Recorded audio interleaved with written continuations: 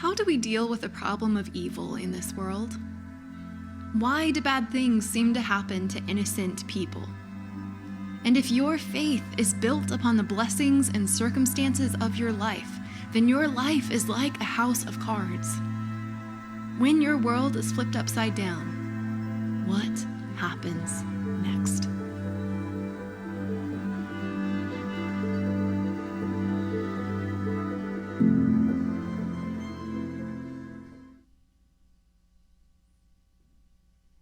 Have you ever heard the phrase "wheels off"? Like the wheels have fallen off of a situation. Do you understand what that means? So, like, if you have a situation that really should be like a simple task, and then something happens, and then something else happens, and something else happens, like the wheels just fall off. So, last fall, an example, I was cleaning a bathroom and tried to open a window, broke the glass, was pulling the glass out of the window, sliced my finger, severed a tendon, was in the ER, had surgery, hand was incapacitated for like 3 months. Like the wheels just fell off, right? You understand? As a kid, I remember my dad was trying to pull our little pop-up camper out of the backyard. And so he got his truck and hooked up to the camper and pulled out. It was a little soggy, and he got the camper and the truck stuck. And I think then he tried to use the minivan, he got that stuck, and then he tried to use his work truck and got that stuck, and then the tow truck came and pulled everything out, like the wheels fell off the situation, right? I spent lots of time this week just thinking about situations in my life where the wheels have fallen off. And I suspect each of you could probably do the same, where you could think of things and situations where like, that escalated quickly, that got out of hand. I also suspect that if you thought long enough and hard enough, you probably could think of seasons in your life where the wheels fall off. And the difference between seasons and days is seasons typically are more challenging, more difficult. Like I can do most things for a day, but when you move into seasons, that's when things get a little bit more serious. And so situations where the job just doesn't work out. The marriage is crumbling apart in front of you. Financial situation isn't what you wanted it or hoped it would be. The disease that you're dealing with or your loved one is dealing with seems to progress despite your best efforts and despite even your prayers. Like the wheels just continue to fall off. Now, as Christians, when we begin to reconcile things like that we'll just call suffering, it puts us in a different or kind of a precarious situation. Someone who doesn't believe in a higher power, especially a sovereign God who has control over everything, who is everything, there's all-knowing, all-powerful, all-present. If you don't believe in that higher power, when the wheels fall off, you can look at it and be like, oh, you know what? Better luck next time. As Christians, though, it gets a little bit more complicated because we know who God is and what he's capable of. And so we end up asking ourselves questions like, God, if you're all-powerful, why in the world is my life the way it is? God, if you're real and you're all-powerful, why did I lose my job? God, if you really are who the Word of God says you are and you're all-present, all-knowing, and all-powerful, then surely you could fix my marriage. God, if you really are a God who heals, and I've seen you heal over here, then why is it that I am suffering, or why is it that I'm burying my loved one? It gets complicated. Reconciling suffering and sovereignty is a very difficult thing for us as Christians to do. And for some of you maybe, and even certainly people outside of the church, like it's a reason that they walk away from faith, right? Like it's you can't comprehend this all-powerful God and the mess that your life is or the mess that the world is. You're like, you know what? I don't want any part of this. And so they walk out. And so this idea of suffering and sovereignty is an extremely important conversation that we as a church family have to have. And it's a difficult conversation. So when you think about suffering and sovereignty in the Bible, what's the first thing that comes to your mind? If you've been in church, like what's the first thing that comes to mind? Job. There it is. So as we were wrestling through or talking through this series, like that was the text. It's like, okay, we're gonna walk through that. And Job is a book that, like, I have a love-hate relationship with the book of Job. There are times in my life, or there have been times in my life, where I have found great peace and great comfort in the book of Job, and there have been other times where I get so frustrated that I have to slam my Bible shut and I gotta walk away from this madness. It's a difficult, challenging book, but it's a story of a guy who, more than maybe anybody else in the history of the world, his life, the wheels fell off in the most unexpected way. Now, we're privy to some of the inner workings and the outer workings. We know how the story ends, but Job, for all intents and purposes, was a really good guy, and we'll talk about that in a second, who was doing the right thing over and over and over again, and then life just completely swept him off his feet. It flipped him upside down. It was a house of cards. It crumbled right before his eyes. And so we're going to walk through the first part of that story, the prologue of the book of Job this morning, and we're just going to process some of this, and then we'll continue on our conversation over the course of the next couple of weeks. And so the book of Job, if you have your Bibles, go ahead and open them up. It's going to be right almost in the middle of your Bible, so it's the first of the poetic section of our Old Testament, and it's kind of deceiving where it's located, because you read the book after everything that's kind of already happened as far as Abraham and Isaac and Jacob, and then all the way to King David. Like, all that has been recorded in the Bible. Then we get to the book of Job, and we assume, well, this happened after that, and that's not, most scholars believe, is the case. This is one of maybe the earliest accounts in human history. So you have creation, you have Noah. Scholars believe that this book, or this story, would have happened maybe around that time, during the time of the patriarchs. And there's some textual clues that if you dig deep enough, you're going to see them. So there was no Levitical system. You're going to see here in the book of Job that Job is offering his own sacrifices, which means there are no priests, which means that's the being rescued out of Egypt and the information that God had given, the commands, the laws that God had given Moses. So this would have been before that. You also see that Job's wealth is measured in animals and livestock. That would have been kind of indicative of the patriarch kind of era, and then also Job's age. He lives to be, and we'll see here in the end of the book, he lives to be well over 100 years old, also kind of something that would have happened around the time of the patriarchs. So early on in history, we're introduced to this guy, this man by the name of Job. And this is how the author describes Job right off the bat. In the land of Uz, there lived a man whose name was Job. This man was blameless and upright. He feared God and he shunned evil. So this description of who Job is unique for our scripture. To my knowledge, the only other person in the Old Testament, and you guys should check me on this, the only other person in the Old Testament that was described as kind of blameless and upright was Noah. It wasn't something that was used to describe people a lot. And so right off the bat, like, we see that Job was a good guy. Now, blameless here doesn't mean sinless. It doesn't mean perfect. It's not like a New Testament interpretation of blameless. It just means that he was good. He was the best of the best. He was the best the world had to offer. He feared God and he shunned evil. He did everything he could to live his life for the Lord. And because of that, the Lord blessed him for it. He had 7 sons and 3 daughters. And he owned 7,000 sheep, 3,000 camels, 500 yoke of oxen, which that's a pair, so about 1,000 oxen, and 500 donkeys. He had a large number of servants. He was the greatest man among all the people in the East. Job had it all.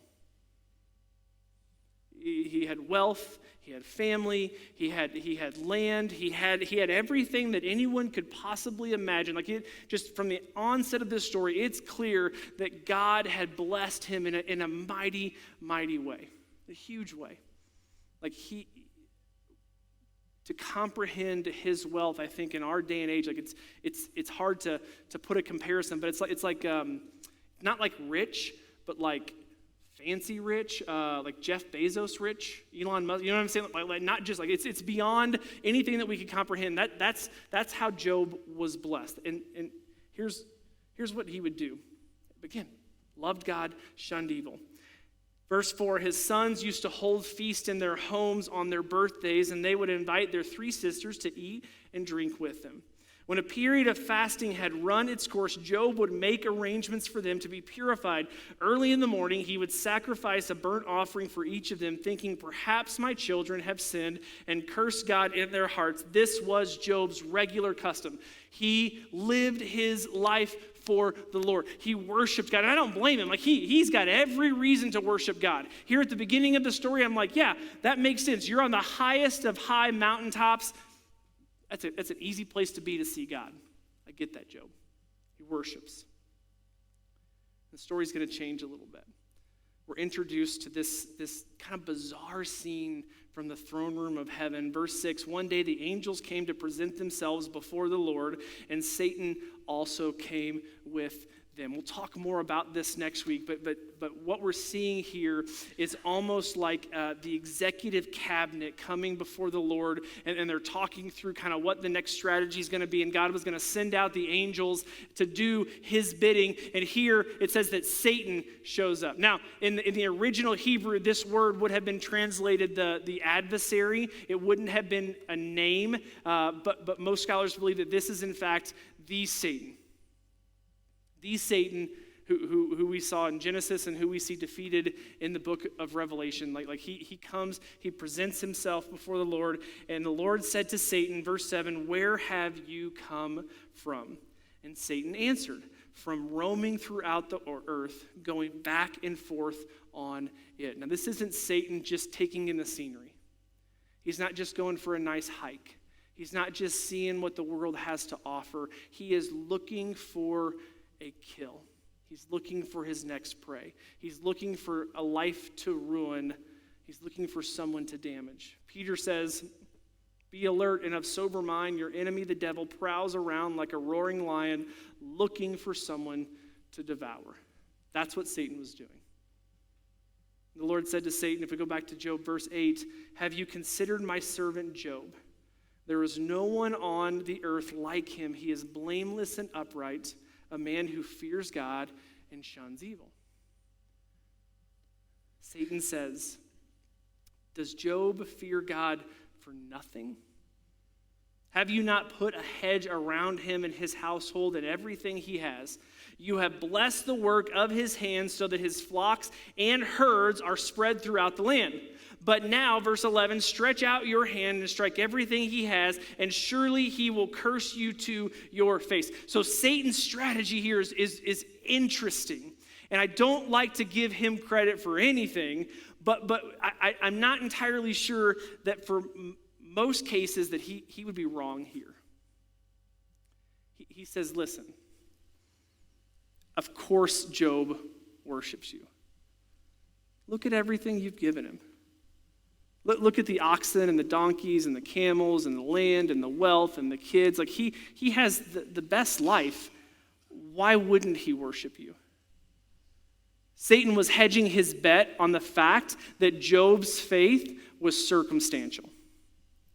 Circumstantial faith. So what is circumstantial faith? It's a faith based on the status of the current circumstances. So Satan is hedging his bait. Say, okay, like because you have been so good to Job, God, he views you then as good. Good life, good God. Satan says, I bet if you make his life bad, he'll have a different view of who you are. Satan believed his faith is circumstantial. Now, again, you don't have to look too far to see this play out, I think, even in our day and age here. I think I've been guilty of this. There have been times where I feel like my life didn't play out the way that I wanted it to play. I get angry with God, and my faith begins to waver.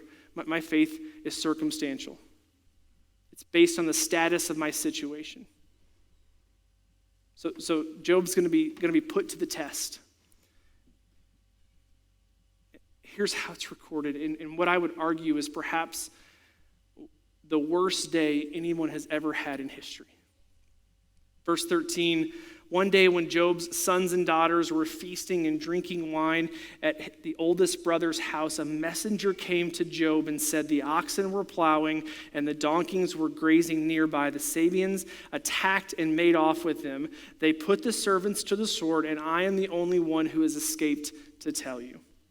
While he was still speaking, another messenger came and said, the fire of God fell from the heavens and burned up the sheep and the servants, and I am the only one who has escaped to tell you. While he was still speaking, another messenger came and said, the Chaldeans came or formed 3 raiding parties and swept down on your camels and made off with them. They put your servants to the sword, and I am the only one who has escaped to tell you. While he was still speaking, another messenger came and said, your sons and daughters were feasting and drinking wine at the oldest brother's house when suddenly a mighty wind swept in from the desert and struck the 4 corners of the house. It collapsed on them, and they are all dead. And I am the only one who has escaped to tell you. In a matter of moments, breaths even, everything that Job had was taken away from him. It was gone. Everything he worked for, everything he loved, all that he had, really, everything that mattered was gone. Like that, for no reason. And again, Job was blameless and upright. He did everything by the book. He worshiped God. He shunned evil. He made sacrifices. He lived his life for the Lord. And this is how the Lord is going to repay him. If I'm Job at this point, I'm out. You know what? Thanks but no thanks. It's been real. Angry, I don't know, crushed. A shell of who I was before. I can't imagine putting myself in this situation. And so as we get ready for Job's response, like in my head, it's okay, Job. Like no one would blame you here if you just said, you know what, I'm done. That's not what he does. Verse 20 says that this Job got up and tore his robe and shaved his head. Listen to this. Then he fell to the ground and worshiped. I'm going to replay this again. His oxen, his donkeys, his sheep, his camels, his sons and his daughters, gone. Job's response, and he fell to the ground and he worshiped. And he said, naked I came from my mother's womb, and naked I will depart. The Lord gave, and the Lord has taken away. May the name of the Lord be praised. May the name of the Lord be praised.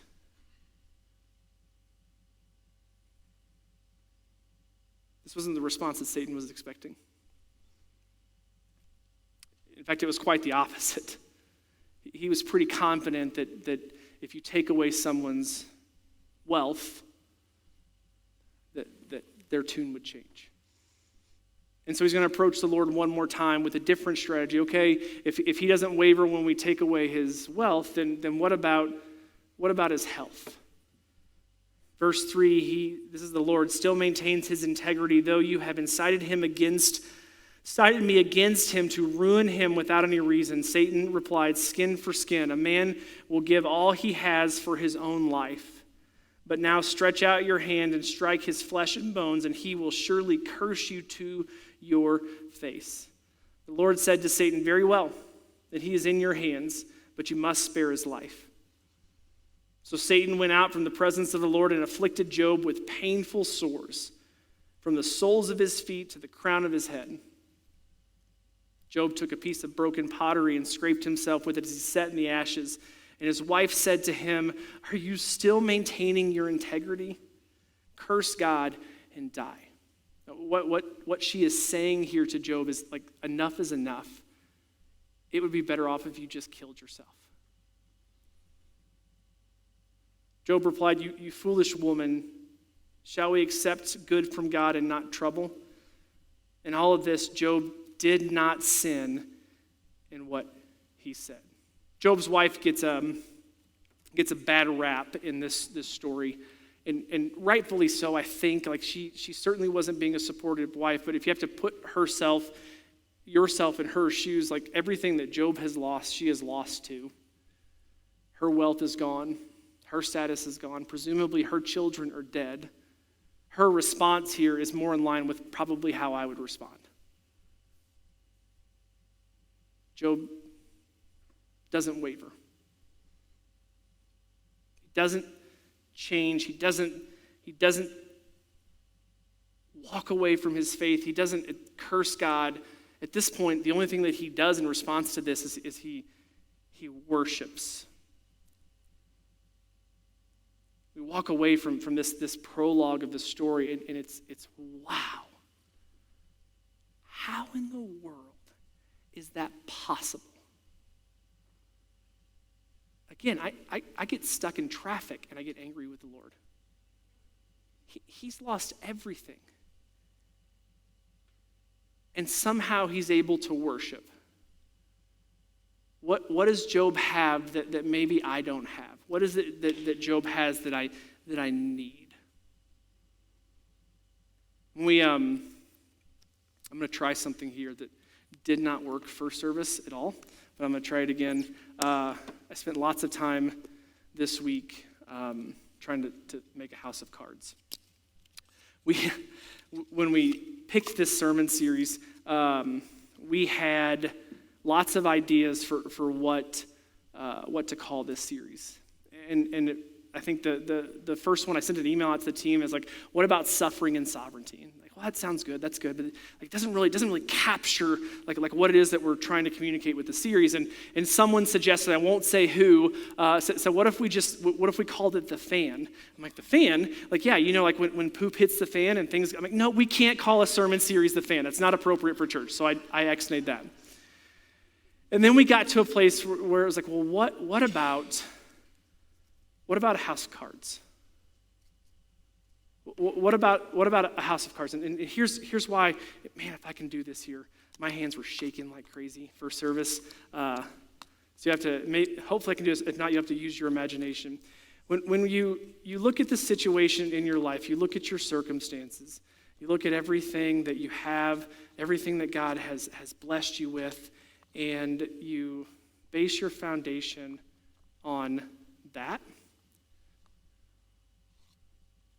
I'm going to try one more time. I should have learned after first service not to do it again. It's a really good analogy that worked like a dozen times in my office. So you create this house of cards. God's given you everything you need. Things are looking good.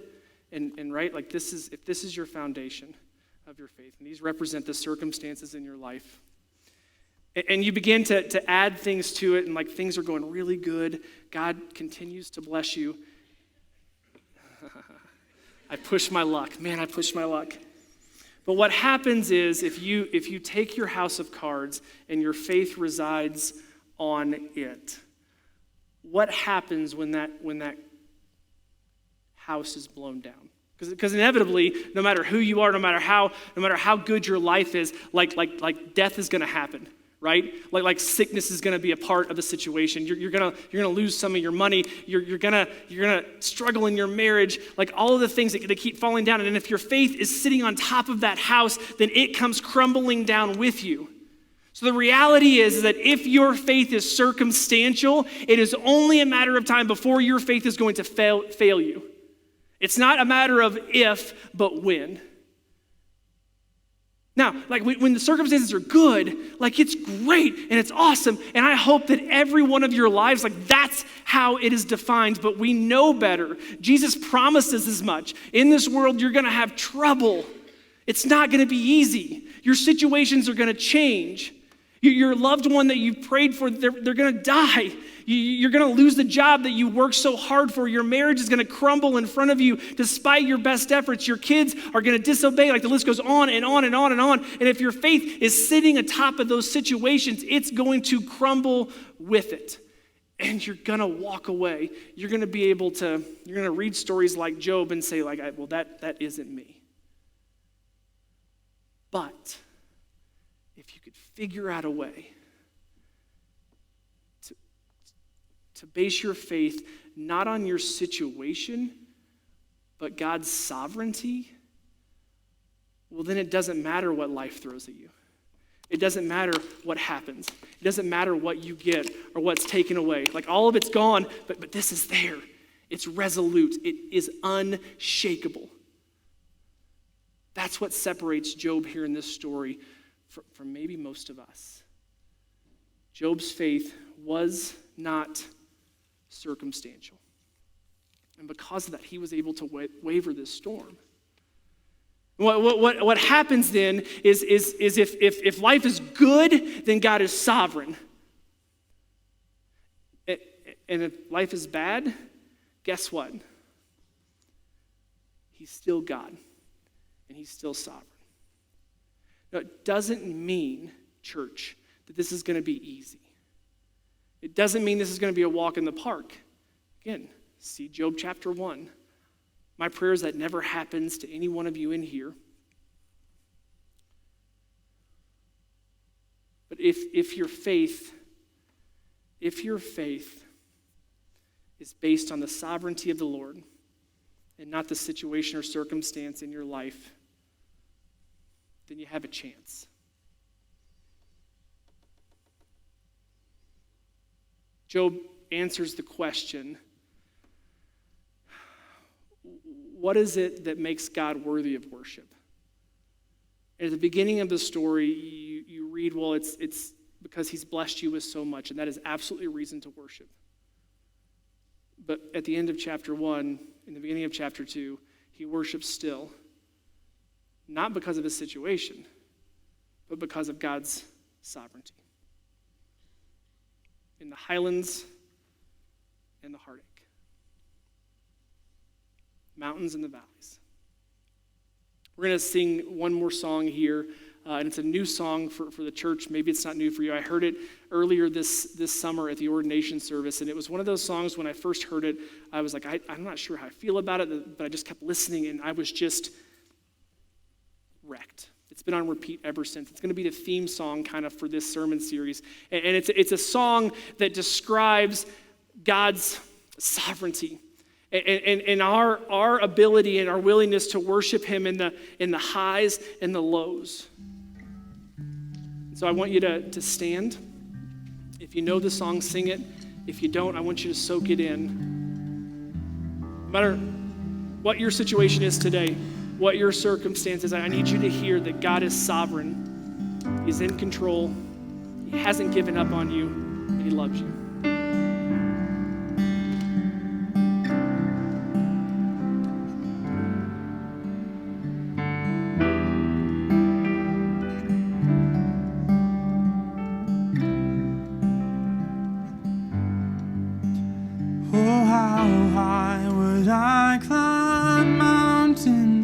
If the mountains were where you hide, oh, how far I'd scale the valleys if you grace the other side. And oh, how long have I chased rivers, lonely seas to where they rise, against the rush of grace descending from the source of its supply. 'Cause in the highlands and the heartache, you're neither more or less inclined. I would search and stop at nothing. You're just not that hard to find. So I will praise you in the mountain. I will praise you in the mountains in my way. You're the summit where my feet are. So I will praise you in the valleys all the same. No less God within the shadows. No less faith.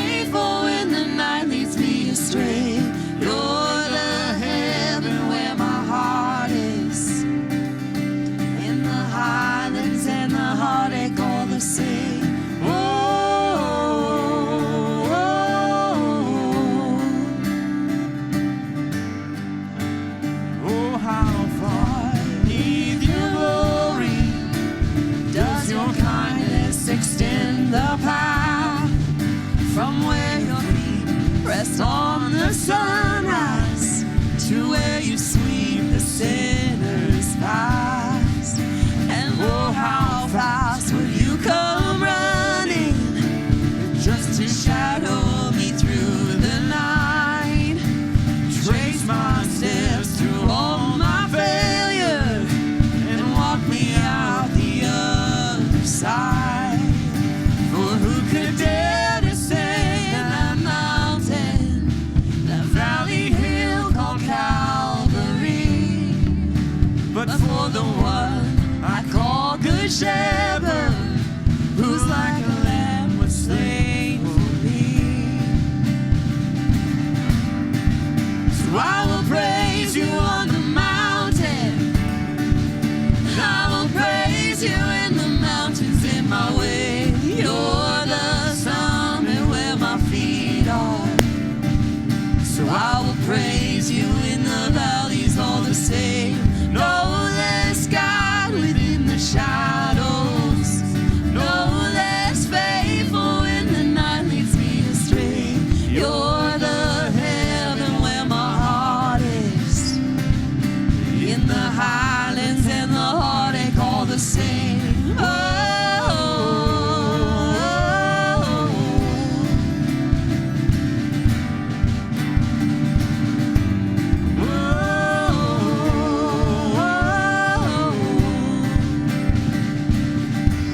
whatever I want to, wherever I am, your name can move mountains. Wherever I stand, and if ever I walk through the valley of death, I'll sing through the shadows my song of ascent. Whatever I walk through, wherever I am, your name can move mountains. Wherever I stand, and ever I walk through the valley of death, I'll sing through the shadows my song of ascent. Whatever I walk through, wherever I am, your name can move mountains. Wherever I stand, wherever I walk through the valley of death, I'll sing through the shadows my song of ascent.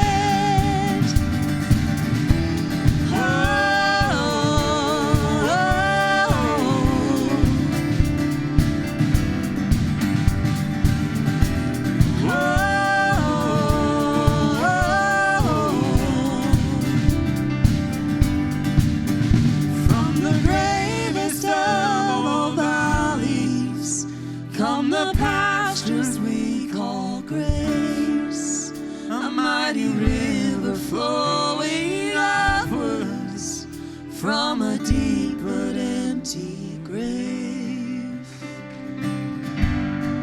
So I will praise you on the mountain, I will praise you in the mountains in my way. You're the summit where my feet are, so I will praise you in the valleys all the same. No less God within the shadows, no less faithful when the night leads me astray.